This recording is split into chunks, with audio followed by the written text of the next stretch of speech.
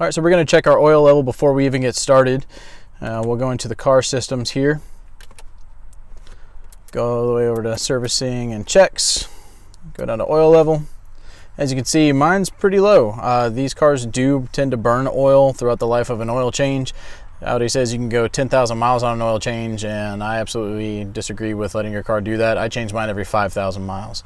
And call me old school, whatever you want to do. It's just I know that even inside of 5,000 miles, I typically have to add at least a half a quart of oil or so to make sure that this stays in the the optimum operating range for oil. So we're going to go ahead and get started. So the oil we're going to be using today is a company called Rova. I know it looks like it says Ro, but it's pronounced Rova. They are a German oil company, much like Liqui-Moly and Motul. A little bit about them: they're started in 1995, and their headquarters are in Bubenheim, Germany, and they're certified for pretty much every luxury vehicle you can think of. They're actually also the OEM supplier of oil to all major car manufacturers in Germany, which is cool because these manufacturers audit them several times a year to make sure they're in compliance with the standards that they have. And we all know German car manufacturers have pretty high standards. Some other things they do: not only do they supply motor oil, but they supply gear oil, hydraulic oil, brake fluid, antifreeze. They also deal with stuff in the food industry with bio oils and things like that. So they do a whole lot. I've never used them before, but they reached out to me and asked me if I'd be willing to give them a try, and so we're going to use their oil with our oil change today, and I'll let you know what I think. So another tool we're going to be using today is the Ewk Fluid Extractor.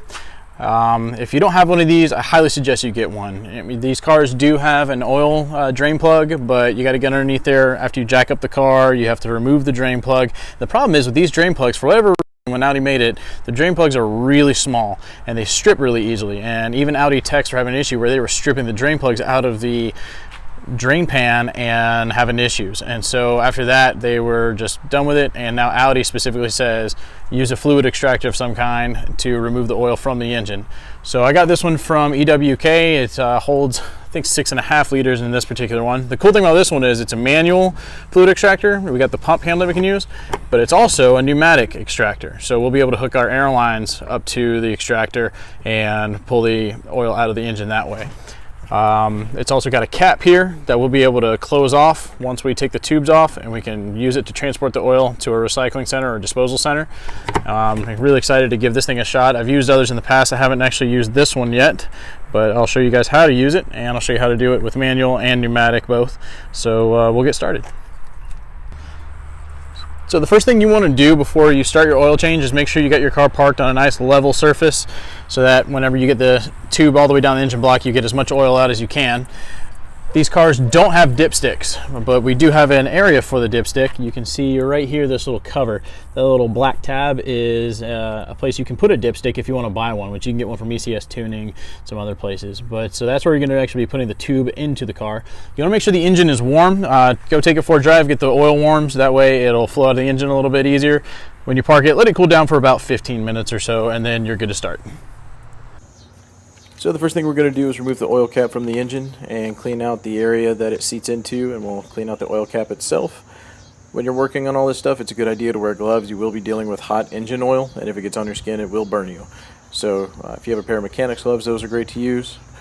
Also, wear protective glasses. I'm outside, so I got sunglasses on, but you don't want any hot oil to splash into your face. It's also a good idea to keep some shop towels around so you can clean up any oil that you drip on your motor or anywhere else.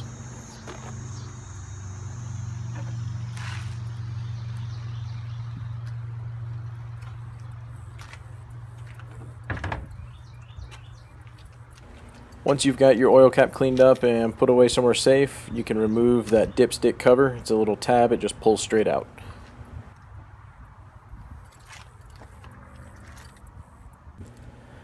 Now we need to prep our fluid extractor by removing the cap that covers the spout area. This is where the tubes are going to lock into place to drain the oil into. Your valve there, you can see me messing with it.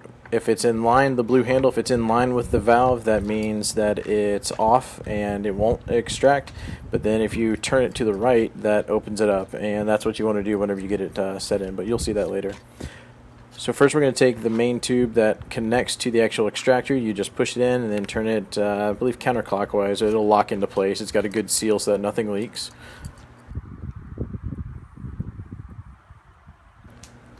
And then you have to choose from two extension tubes. So you can see here that there's two different size tubes. For our engine, we're going to be using the larger size tube. That's the one on the left. Before you connect your extension tube to the rest of your tubing that goes into the extractor, take it and feed it into your engine via the dipstick tube. You want to push it all the way down until it hits the bottom, and that blue piece there is going to connect to the other tube connected to the extractor. And you can see how they're connected in the top there with the extractor firmly placed on the ground. Now when you start this, you want to take the handle there, the blue handle, and turn it to where it's perpendicular with the pneumatic valve, and then give the manual pump a few pumps, and you'll see that the oil starts to flow almost immediately. There's also a little spot that's connected to the bottom of the extractor that you can put your foot on to hold it into place while you do this. If you happen to have an air compressor at home, this job is a lot easier with this extractor. First, take the pneumatic valve there, make sure the blue handle is in line with it so that it's off. That means it's not going to start pulling any air yet. Connect your air compressor line to the pneumatic valve and then slowly turn the blue handle to where it's fully perpendicular with the valve, and it'll start to extract fluid from the engine. Let it run. Make sure you keep your air compressor on because it's going to take a while, probably about 10 minutes or so, maybe a little bit longer to extract all the fluid. Every once in a while you can take that handle and close it a little bit and introduce air to the system, and then open it back up again to continue the airflow and keep oil moving out of the engine. Sometimes it'll stall and you just have to close it and open it again. And then you can see it's filling at the bottom there. It's about halfway to a liter there. And you can see the oil flowing through the tubes coming out of the dipstick hole.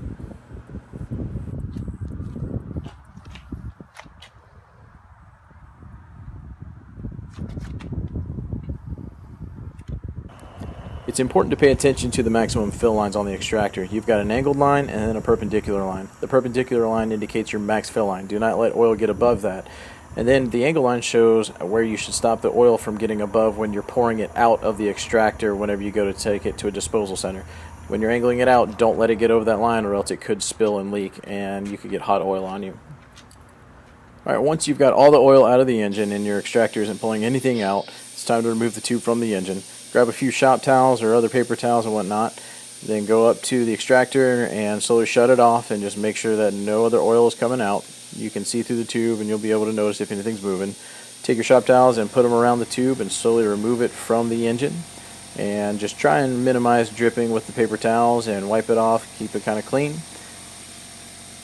Then once you've got it removed from the engine, just hold it straight up. That way you can use gravity to pull any other oil that might be in there into the extractor. You can also turn the extractor back on to aid in that. You can create vacuum with your air compressor to pull all that oil back in. And then once you think that it's to a point where it can't really drip anymore, you can remove the extension tube from the main tube, set it aside. You'll see me just set it down on the car there because I'm pretty sure there's not much in there. It didn't drip at all. And then you need to relocate the extractor somewhere, and we're going to show you what I do with that here in a second.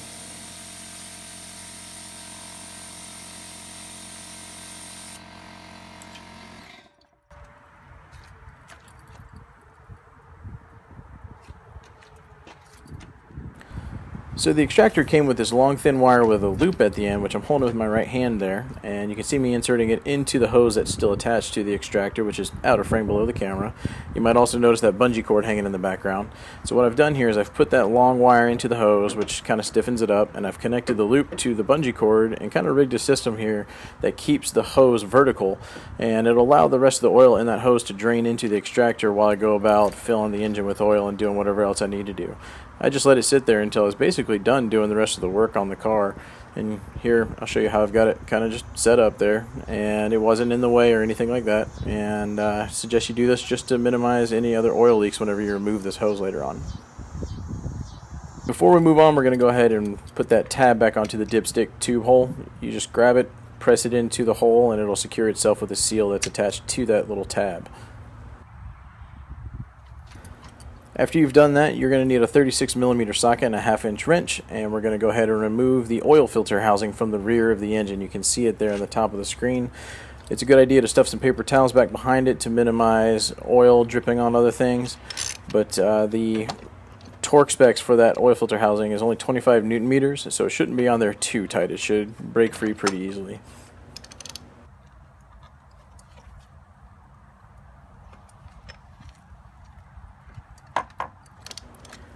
If you need the extra room to work back there and remove the oil filter housing, the rear black cover of the engine cover there just pops right off. You can literally just grab it and pull it straight up. You'll see me do that in a moment.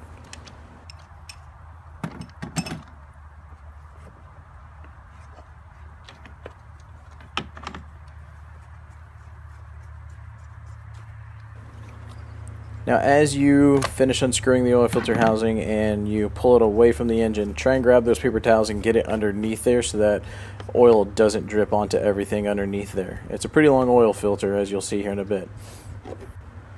The oil filter is secured into the oil filter housing pretty well. You're going to need to grab it and just pull it straight out. It'll have a little resistance, but with enough force it should pop right out. As you do, just be careful not to let any oil drip on your car or on you. It is probably still pretty warm at this point, although not scalding hot, hopefully. Before you actually replace the filter, you need to remove the old gasket that's in the base of the oil filter housing. You can see the tab there. Just use a pair of needle nose and grab the tab and pull it straight out.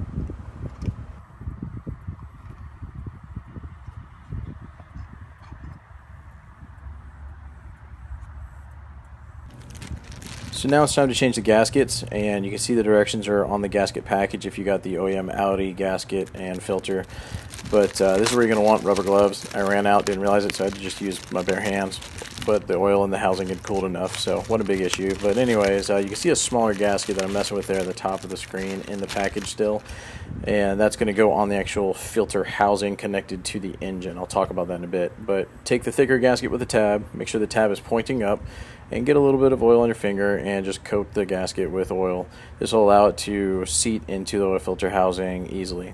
Now that other small gasket, I don't have it on video and I apologize for this. My phone overheated out in the sun and I didn't get it recorded. But basically on the housing that connects to the engine, there's a seal, that small seal on the very outside of it, and you can just use a pick to pry it off and then replace it with that other smaller gasket. Once you have your gasket firmly set into your oil filter housing, you can take your brand new oil filter and put it into the housing. Just put it over the spindle and then give it a good push. You'll hear it click in. Then it's firmly seated and it won't fall out when you tip it over to put it into the engine. Once again, it's good to have some paper towels nearby so you can wipe off your hands, or if you have gloves, you can just take those off at this point. Once you got your new filter into the oil filter housing and it's all set in and secure, you can put it back into the engine, set it in by hand, and just make sure that you don't cross thread it. Tighten it by hand until it's good and firm, and then you're going to take your 36mm socket with a torque wrench and torque it down to 25 Newton meters. Make sure you don't over tighten it, but it's 25 Newton meters plus 5. So you'll see me get it on there, it'll click, and I'll do just a little bit more, and then it's good to go.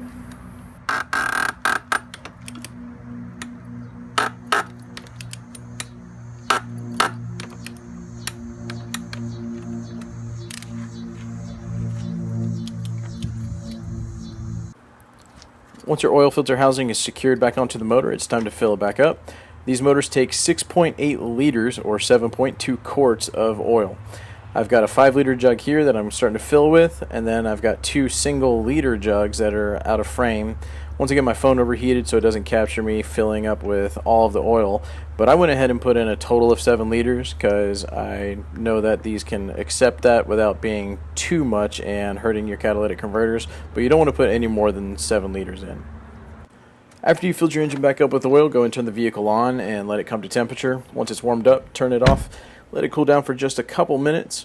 Once it's cooled down, you can turn the car systems back on without turning the engine on and check your oil level. You can see mine's right under the max line because I put a full 7 liters in. I also topped off all my tires while I was waiting for the vehicle to warm up. That's why I'm resetting the tire pressure monitoring system. But these cars are known to burn oil. If you're using a high quality German motor oil such as Rova, it should burn between half to 3/4 of a liter per 5,000 to 7,000 miles or so. But if you're burning any more than that, you might want to get your car checked out. If you are using Audi's recommendations and using the service interval built into the car, you need to reset that. just go to your car systems, go down to service intervals. It'll show you when your next oil change is due and your next service. Scroll all the way to the bottom and hit reset oil change interval. Keep in mind though, this is just for every 10,000 miles, but I suggest you change it earlier, such as every 5,000 miles or so. If you're using a fluid extractor, cleanup is easy, especially one like this. It has that cap and you're just going to put that over the spout and press it down, secure it. Secure the manual handle, and then you're going to close the pneumatic handle. After that, you need to put it in your car for transport. The way I did it was I pushed my passenger seat forward and set the extractor in the floorboard of the back seat. And then I'm going to take a bungee cord and wrap it around the seat and the extractor and secure it that way. And it rode to the auto parts store and back without moving at all. As always, if you guys have any comments or suggestions for me pertaining to this video, leave them in the comment section below. If you like the DIY and it helped you out, give the video a like for me and subscribe to the channel.